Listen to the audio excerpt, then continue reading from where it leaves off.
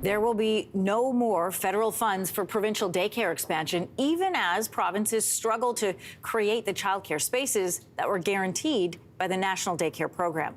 So that's according to Minister of Families Jennifer Sudds, who says the multilateral early childcare framework is on track for success, even while facing challenges. However, provinces have created less than half of the 250,000 subsidized spaces that were promised for 2026. And family wait lists are growing. So joining us this morning live from Ottawa on the future of the national program is Morna Ballantyne, Executive Director of Childcare Now. Good morning. Good morning. First of all, what's causing the delays to making subsidized childcare available across all the provinces? Well, there's never been enough spaces. For decades, childcare really has been neglected by governments, and as a result, when the federal government, when it announced its plan to bring down parent fees and to make childcare available for all, the waiting lists were already very long. And one of the main reasons for that is that, as I say, governments have really relied on individuals or organizations to provide the childcare.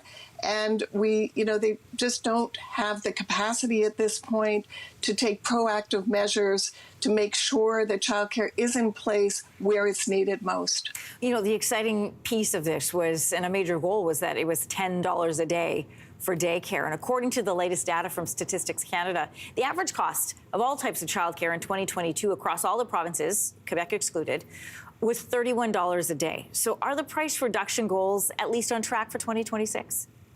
Yes, the price reductions are on track, absolutely. We have in 7 jurisdictions, parent fees for licensed childcare is down to $10 a day. And in Alberta just announced a reduction to $15 a day. And the other jurisdictions have all slashed the parent fees by 50%. So we are on track. The promise was an average of $10 a day by 2026, and we'll definitely get there. You know, we know that the data is there to support the fact that access to robust childcare programming really encourages and increases, in fact, female employment rate in Canada. So with so many people on wait lists, what kind of effect is this having on parents and their jobs and families? A huge effect, and it always has. The participation of women, mothers with young children in the paid labor force has always been lower than it should be because affordable childcare is really difficult to access. Now, we did see a rise in the participation group of mothers with young children after the pandemic and up till 2023, and that was largely because of the federal government's investments in early learning and childcare. I mean, I know it's really difficult if you're a parent on a very, very long wait list, but at least you're on a wait list for affordable childcare. I mean, previously, parents didn't even bother putting their names on wait lists because the price was just unaffordable.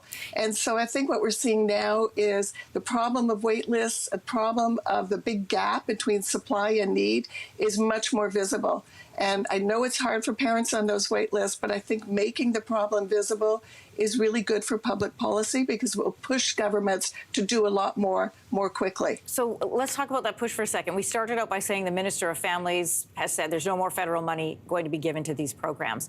So without that money, how can we hope to fix the gaps in the system? You know, any parent on a wait list knows you can only be on the wait list so long and then your kids don't need the childcare anymore. Yeah.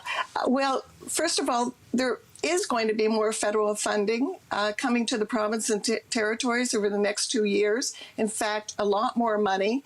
This was money that was budgeted in 2021. So I think what the minister is saying is we're not going to increase what we've already committed, which was significant. It was $27 billion was committed in 2021 over 5 years. Unfortunately, what we're seeing is that the provinces and territories are underspending the federal transfers that they've received. So one of the things we want the provincial and territorial governments to do is spend the money that you have, that the federal government is given to you, and do it and put priority on 2 things. One is increase the wages and compensation of those who work in this sector, because one of the big obstacles to ensuring sufficient supply is that we don't have sufficient numbers of qualified educators. And the other thing we're saying is develop some very specific action plans, use the federal money to start building, to start expanding, building new centers, expanding existing ones, and making sure that family home child care is more available. Moira Ballantyne, thanks for joining us today. Thanks so much. Hey, thanks for watching. If you liked this, be sure to subscribe here, or you can check out more Your Morning videos right here.